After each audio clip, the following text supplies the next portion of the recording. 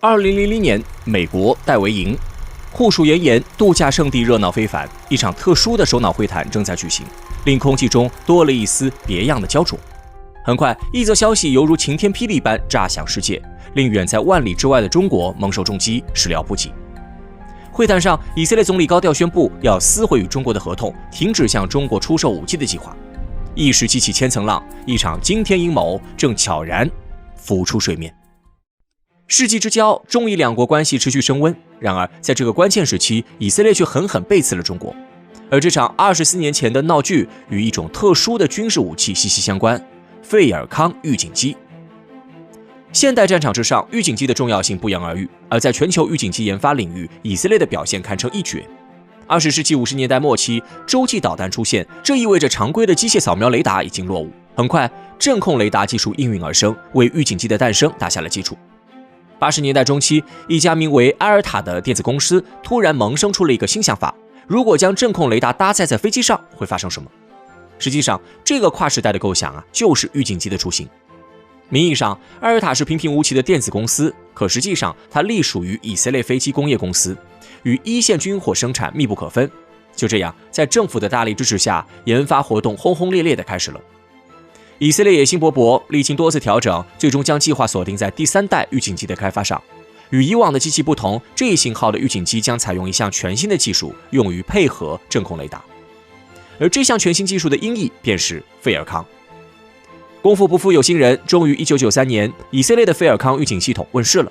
当时，该系统在第40届巴黎航展上一亮相便引起轰动，随后世界各地掀起了一股费尔康狂潮。各国飞机争先恐后，想要装备上这个无敌外挂。不管是美国的波音707，还是俄罗斯的伊尔76，亦或是欧洲的 A310 运输机，都成了费尔康的忠实簇拥者。在此情况下，中国自然也不甘落后。然而，这场原本普通的两国军火贸易却带来了意想不到的波折。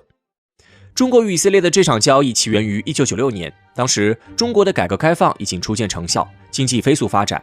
在这种情况下，加强国防实力便成为了刻不容缓的大事。因此，中国在1996年6月向以色列提出友好的请求，愿意出重金聘请以色列的技术专家，帮助中国建造费尔康系统。按照计划，该系统将被搭载在伊尔76运输机上，帮助中国的国防事业完成一部分升级。中国与以色列约定，一共建造4套系统，在费用上，中国直接给出了2.5亿美元的天价，以表诚意。不仅如此，在付款方式上，中国也做出了让步，愿意先预付一套系统的费用，以色列只要在规定的期限内交上系统即可。先给钱后交货，无论怎么看，对以色列来说，这都是一笔只赚不赔的买卖。然而最开始，以色列还有几分顾虑，原因很简单，以色列看起来军事力量强悍，可实际上在政治领域，以色列不过是只纸老虎，还要听任美国的摆布。小弟要卖军事系统，无论如何也要和大哥通报一声。于是，在与中国达成合作意向的同时，以色列将这件事原原本本地告诉了美国。以色列承诺自己出售的系统里绝对不包含美国的保密技术，换言之，这是以色列自身的商业活动。对于以色列的坦诚，美国也给予了相对积极的回馈，爽快的点头答应，没有阻挡小弟赚钱。这下，以色列和中国都高兴了。随后，在中国的资金支持下，以色列的费尔康建造工作有条不紊地进行着。1999年，建造取得了阶段性成果。那年10月，伊尔76就位，1个月后，以色列开始安装系统，调试工作也进展顺利，两国都期盼着能够顺利交付，实现共赢。那一年的年底，中国还收到了以色列邀请，专门派出团队奔赴万里核查进度。可见，中国也好，以色列也罢，都是诚心诚意做买卖，想要促成这件大事。然而，短短半年后，风向却突然发生了变化。2000年夏天，以色列当着全世界的面高调毁约，斩钉截铁地告诉所有人，他们不卖了，中国的费尔康采购计划就此惨淡落幕。那么，以色列为何突然性情大变，宁愿失去信誉也要放弃这笔买卖呢？其实答案很简单，幕后黑手只有一个，那就是美国。商业信誉固然重要，但是对于以色列而言，一旦得罪美国，那么以色列整个国家都岌岌可危。为了维护与美国的友好关系，无奈之下，以色列只能选择毁约。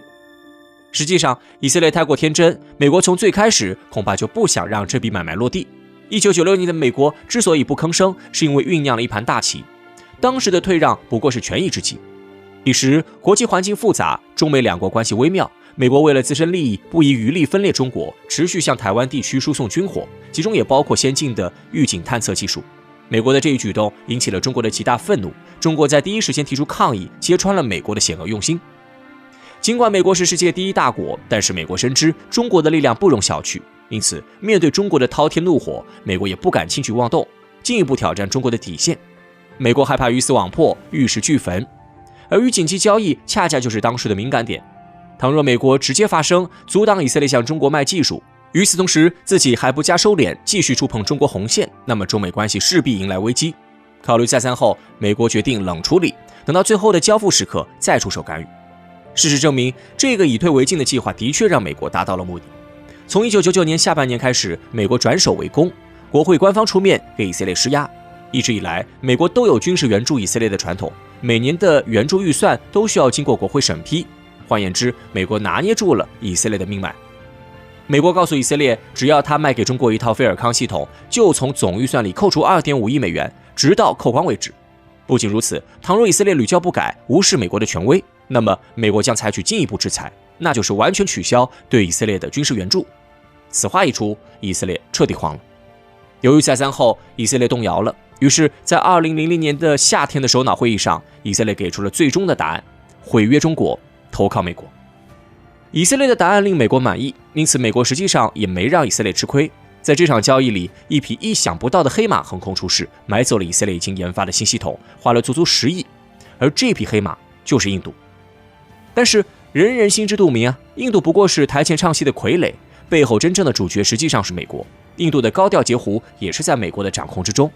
美国想要借助印度的力量牵制中国，打造一股归属于美国的亚洲力量。多年来，美国始终希望抑制中国崛起，让同为人口大国的印度成为其在亚洲的棋子。这场截胡表演正是美国送给中国的一份大礼。不过，美国的谋算最终落空。菲尔康预警机事件发生后，中国愤怒不已，斥责美国插手别国贸易。愤怒之后，中国更是励精图治，开启了自主研发之路。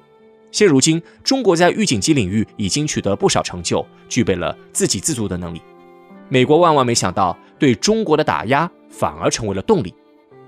美国的这种行为，无论何时都会被钉在历史的耻辱柱上，而这场风波也给中国的国防安全敲响了警钟。但无论美国如何从中作梗，中国都不会放弃自己的强国之梦。